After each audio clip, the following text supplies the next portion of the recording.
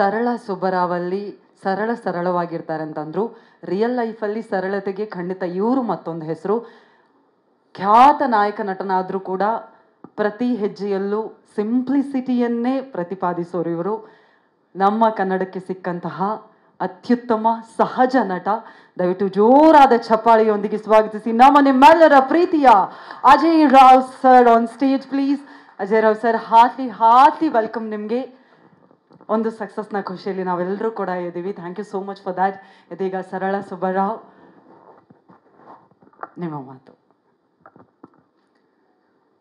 ಎಲ್ರಿಗೂ ನಮಸ್ಕಾರ, ಶುಭ ಸಂಜೆ. ಏನು ಹೇಳಬೇಕು ನಿಜವಾಗ್ಲೂ ಗೊತ್ತಾಗ್ತಾ ಇಲ್ಲ. ಅಲ್ಲ, ಯಾಕಂತಂದರೆ ಸಾಕಷ್ಟು ವಿಷಯಗಳಿದ್ದಾವೆ, ಸಾಕಷ್ಟು ವಿಚಾರದಲ್ಲಿ, ಸಾಕಷ್ಟು ವಿಭಾಗದಲ್ಲಿ ಸಾಕಷ್ಟು ವಿಷಯಗಳು ಮಾತಾಡೋವಂಥದ್ದು ಇದೆ ಈ ಸಿನಿಮಾ ಬಗ್ಗೆ. ಎಲ್ಲರೂ ಹೇಳ್ದ ಹಾಗೆ ಮಾತಾಡ್ತಾ ಹೋದರೆ ಇದು ಮುಗಿಯದ ಕಥೆ. ಸರಳ ಸುಬ್ಬರಾವ್ ವೇದಿಕೆ ಮೇಲೆ ನಿಂತ್ಕೊಂಡು ಒಬ್ಬರ ಬಗ್ಗೆ ಒಬ್ಬರು ನಾವು ಪ್ರಶಂಸೆ ಮಾಡ್ತಾ ಹೋದರೆ, ಅವರವರ ಕ್ಷೇತ್ರದಲ್ಲಿ ಅವರ ನಿಪುಣತೆ ಬಗ್ಗೆ ನಾವು ಮಾತಾಡ್ತಾ ಹೋದರೆ ಅದು ಯಾವತ್ತಿಗೂ ಮುಗಿಯಲ್ಲ.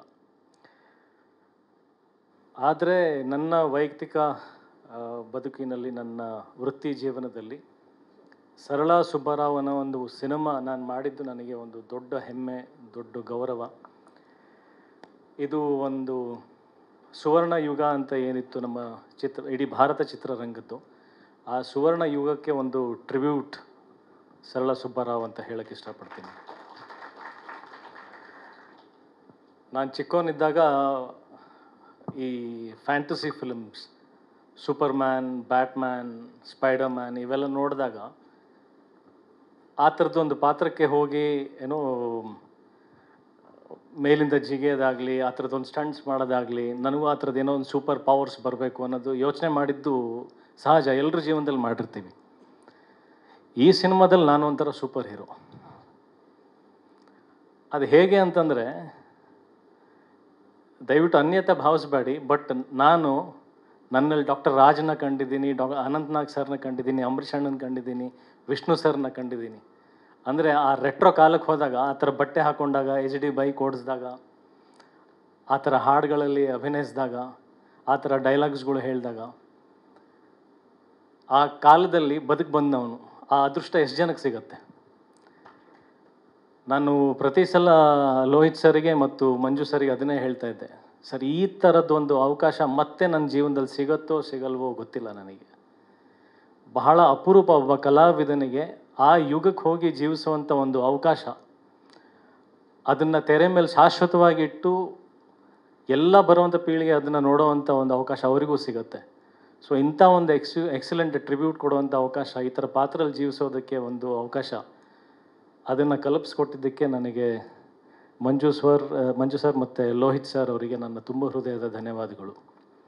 ಆ್ಯಂಡ್ ಇನ್ನೊಂದು ಮಾತು ವೆರಿ ಪ್ರೌಡ್ಲಿ ನಾನು ಹೇಳೋಕ್ಕೆ ಇಷ್ಟಪಡ್ತೀನಿ, ಈ ಸಿನಿಮಾದ ಹೀರೋ ನಾನಲ್ಲ.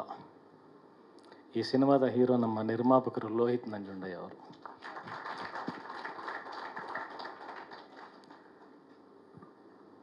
ನಾನು ಯುದ್ಧಕಾಂಡ ಸಿನಿಮಾ ನಿರ್ಮಾಣ ಮಾಡಿದಾಗಲೂ ಕೂಡ ನನಗಾದಂಥ ಅನುಭವ, ಸಾಕಷ್ಟು ಜನ ನಿರ್ಮಾಪಕರಿಗೆ ನಾನು ಅಪ್ರೋಚ್ ಆಗಿದ್ದೆ, ಒಂದು ಕಂಟೆಂಟ್ ಓರಿಯೆಂಟೆಡ್ ಸಿನಿಮಾಗಳನ್ನು ಮಾಡೋಣ, ಈ ಥರದ್ದೊಂದು ಕಥೆಗಳನ್ನು ಸಿನಿಮಾ ತೆರೆ ಮೇಲೆ ತರುವಂಥ ಪ್ರಯತ್ನಗಳನ್ನ ಮಾಡೋಣ. ಯಾಕಂದರೆ ನಾವು ಬೇರೆ ಭಾಷೆದಲ್ಲಿ ನೋಡ್ತೀವಿ, Malayalam cinema, Telugu cinema, Tamil cinema ಎಲ್ಲದರೂ ಕಂಟೆಂಟ್ ಮಾಡ್ತಾರೆ, ನಮ್ಮದ್ರಲ್ಲಿ ಯಾಕೆ ಬರ್ತಾ ಇಲ್ಲ ಅಂತ ಪ್ರಶ್ನೆಗಳು.